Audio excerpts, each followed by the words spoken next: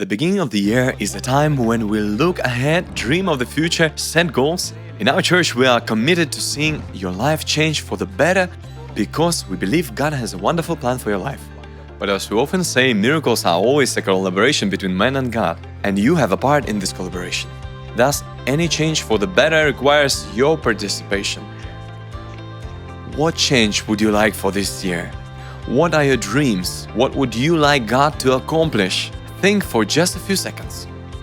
Maybe you are a person like me, setting goals, visualizing the outcome clearly, mentally transporting yourself to the end of the year, raising your motivation, or you are a different kind of person who doesn't set any specific goal.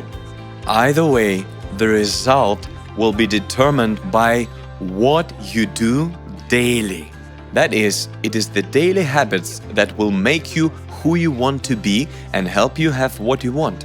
Think about it. It's not hard to set a goal to lose extra weight, especially after the New Year's holidays, or resolve to read the Bible more or spend more time with your family, and so on.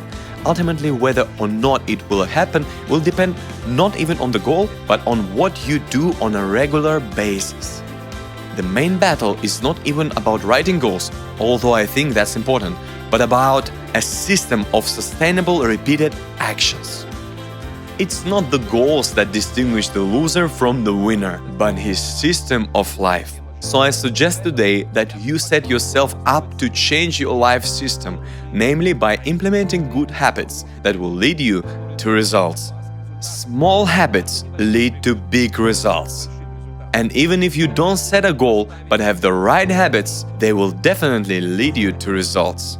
Here is some simple arithmetic. Let's imagine that you do one repetitive actions every day that improves your performance by just 1% or 0.01/100th. In reality, it's a small amount that you won't feel in one day. But if you start doing it on a regular basis, then by improving just 1% every day for 1 year, by the end of that period, you will be 37 times better than you were when you started. Thus, achievements are a delayed projection of habits. Your financial health is the result of your money habits. Your weight is the result of your eating habits. Your knowledge is the result of study habits. The clutter and chaos in your home is the result of your cleaning habits. Family relationships are the result of habits about building those relationships. Friends, you get what you repeat regularly. Similarly, it works in the opposite direction. If you get 1% worse every day for a year, you will degenerate at almost zero. So it's easy to predict what a person's life will be like. Just trace the trajectory of tiny gains and tiny losses. And then you see what your daily habits will look like in 10 or 20 years. Do you spend less than you earn every month? Go to the gym every week? Do you read a book and learn something new every day? These tiny battles with yourself define your future self. Time in this battle is either your ally or your aggravating enemy. Time widens the gap between success and failure. It multiplies either your positive or negative habits. The Bible says that you can tell what a young man's life will be like by his actions. In other words, what you do today can determine your future. What you sow today in the form of regular actions, you will reap as your destiny.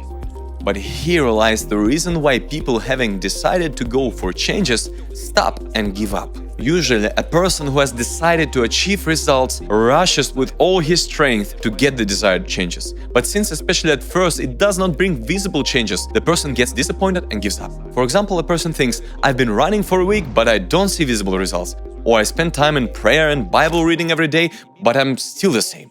And so on. These thoughts begin to dominate and one really stops. Perhaps the same thing has been happening to you. We often neglect small changes because they seem so insignificant.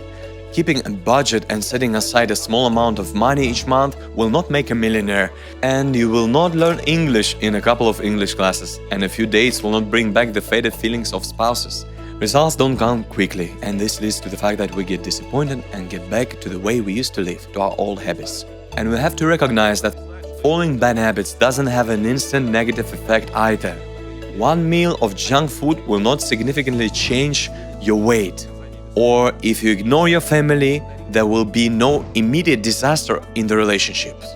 The effects of habits, good or bad, have an accumulative effect, but sooner or later we'll reap what we sow. Changing habits is not a quick or easy process, but it is the process behind changing lives.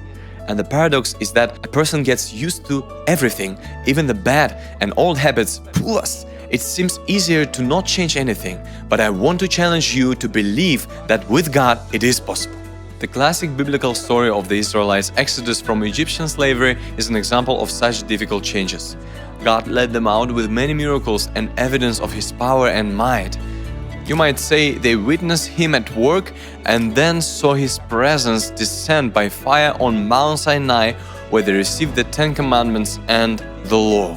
God showed them Himself, His power and His goodness when He said He would bring them to a better land by destroying the nations for their sins. So when they reached the Promised Land, they sent 12 men to spy out the condition of the land, and they came back with a report that the land was very good, but the people they had to fight were very strong, and they saw themselves as locusts compared to them. And then almost the whole nation wept. They had forgotten God and His power, although they liked where God was leading them to, but what they were used to in slavery kept pulling them back. They were used to seeing themselves as slaves, they were used to thinking that nothing would ever work out, and even though they saw God's miracles, it couldn't change them. They even decided to kill Moses, the man who was leading them into a better future, and put a leader in his place who would take them back to Egypt, back into slavery. Such is the power of habit. It is hard for us to enter into the new because we are used to doing things the old way. And yes, man gets used to everything, even bad things. Time makes it a part of us. As Aristotle said, habit is a second nature. Modern science says that actions repeated several times form neuron connections in our brain. And maybe you've been doing something wrong for so long that your whole body and mind is saturated with it, and you don't understand how to think and live differently, and you don't see any possibility of change. The good news is that it is possible to create new neuron connections and form new habits. And if you are determined to change something, you need to prepare yourself, even if not for a quick, but still possible process of change. It is real to acquire new habits, but they will take time. You can achieve your best future and become a better version of yourself.